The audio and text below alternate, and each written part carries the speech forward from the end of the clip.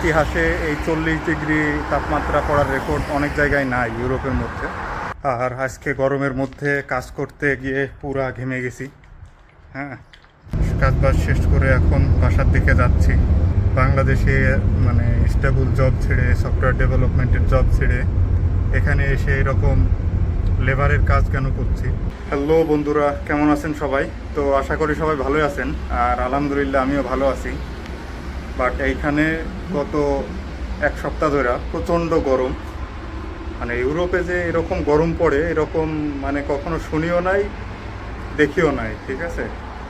তো এখানে যারা অনেক দিন ধরে বসবাস করতেছে তারাও বলতেছে যে এরকম গরম কখনো দেখি নাই। আর আজকে তাপমাত্রা পড়তেছে 40 ডিগ্রি সেলসিয়াস এখন, ঠিক আছে? রৌদ্রে দাঁড়ানো মুশকিল। তো এখানে আমি দাঁড়াইতে পারছি না। এখানে নিচে একটা আন্ডারপাস আছে রাস্তার, তো আন্ডারপাসটা দিয়ে আমি এখন রাস্তার নিচে যেয়ে দাঁড়াবো। প্রচণ্ড রোদ। তো এই যে আন্ডারপাসে এসে দাঁড়ালাম। এই যে নিচ দিয়ে এরকম একটা আন্ডারপাস আছে এখানে রাস্তা পারাপার হওয়ার জন্য। তো এই তো এইখানে এসে দাঁড়ালাম, উপরে প্রচণ্ড রোদ। আর আমি আজকে বাসে একটা বাস স্টপ পর্যন্ত আসলাম, আমার বাসা থেকে এই পর্যন্ত। আর আমার সঙ্গে যে ছেলেটা কাজ করে, আফাক, পাকিস্তানি যে ছেলেটা, ওই ছেলেটার বাসা এখানেই। তো এখানে নামলাম, নামার পরে এখান থেকে আমাকে আরেকটা বাস ধরতে হতো। বাট আমি ওকে ফোন দিলাম, ফোন দিয়ে বললাম যে তুমি কি এখন যাবা, গেলে আমাকে পিক করে নিও। তো বললো ঠিক আছে, আপনি দাঁড়ান, আমি চলে আসতেছি। তো ও আসবে, ওর গাড়িতে আমরা যাব ওয়্যার হাউস পর্যন্ত। তারপরে কাজটা শেষ করে তারপরে ফিরবো। আর ওয়্যার হাউসের মধ্যেও প্রচণ্ড গরম, ঠিক আছে? ওইখানে ইউরোপে এসির কালচারটা নাই, এসি খুবই কম, ঠিক আছে? এখানে সব জায়গায় হিটার পাবেন, বাট এসি পাবেন না সব জায়গায়। তো সেইটাই হয়ে গেছে সমস্যা। এরকম গরম কতদিন থাকবে আল্লাহ জানে। তো বাংলাদেশেও এরকম গরম কখনো ফেস করি নাই। 40 ডিগ্রি প্লাস চলে যাচ্ছে, আজকে 40 ডিগ্রি আছে। তো কিছুক্ষণ অপেক্ষা করার পর আফাক আসলো এবং আমাকে তার গাড়িতে উঠিয়ে নিল। আর আমরা এখন আমাদের কর্মস্থলের দিকে এগোচ্ছি। এই বিশাল রাস্তার বুক চিরে ড্রাইভ করার মজাটাই যেন আলাদা। তো বন্ধুরা, এই যে এইমাত্র কাজ শেষ করলাম। আর আজকে গরমের মধ্যে কাজ করতে গিয়ে পুরা ঘেমে গেছি। হ্যাঁ, তো সবাই দোয়া করেন যেন তাড়াতাড়ি সফটওয়্যার ডেভেলপমেন্টের জব পেয়ে যায়। আইটি জব যত দ্রুত পাবো ততই ভালো। তো বন্ধুরা, এই যে কাজ বাজ শেষ করে এখন বাসার দিকে যাচ্ছি। আর অনেকেই গত ব্লগটা দেখে প্রশ্ন করেছিলেন যে বাংলাদেশে মানে স্টেবল জব ছেড়ে, সফটওয়্যার ডেভেলপমেন্টের জব ছেড়ে এখানে এসে এরকম লেবারের কাজ কেন করছি। তো এইটা আসলে লেবারের কাজ করছে এই কারণে, আমি এখানে মাস্টার্স করার জন্য আসছি। তো মাস্টার্স করার পর আমি এখানে একটা ব্রাইট ফিউচার দেখি আমার, সেই জন্য এখন এইগুলা করা লাগতেছে।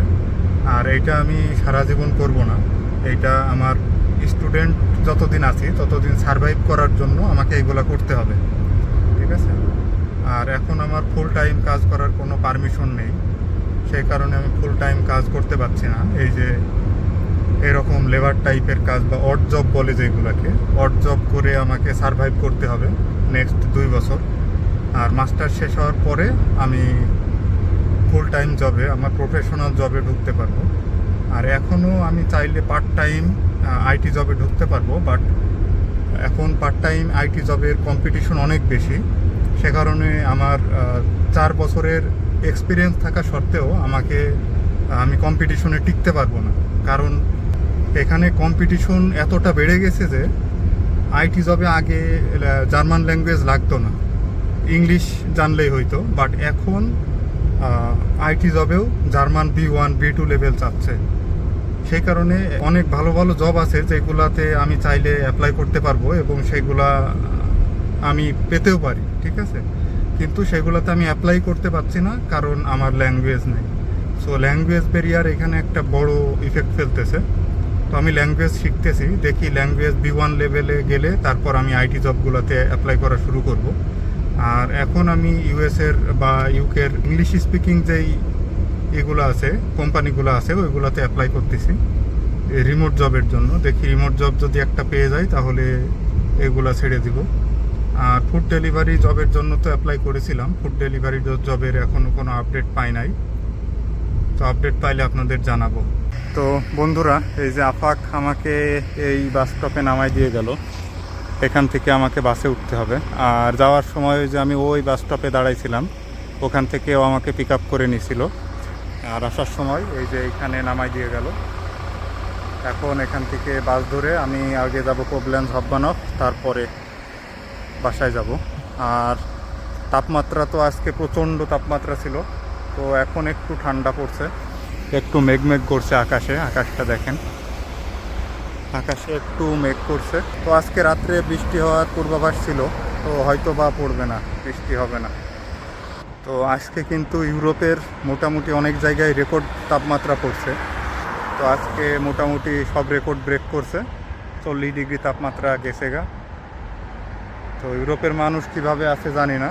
আমি তো বাংলাদেশ থেকে আসছি, 40 ডিগ্রি তাপমাত্রা দেখে আসছি, তারপরেও সহ্য হয় না, খুবই গরম পড়ছে। তো এরা তো এরকম উচ্চ তাপমাত্রা সহ্য করে অভ্যস্ত না, তারপরেও যে এরা কিভাবে সহ্য করতেছে আল্লাহ জানে। আবার এরা অনেকেই দেখতেছি যে মানে রোদ্রের মধ্যে বসে থাকতেছে। এদের বসে থাকতে ভালো লাগতেছে কিনা জানি না। আমি যেখানে যে ছায়া খুঁজতেছি, মানে ঠান্ডা জায়গায় বসতেছি, ওরা দেখি রোদ্রের মধ্যে বসে থাকতেছে।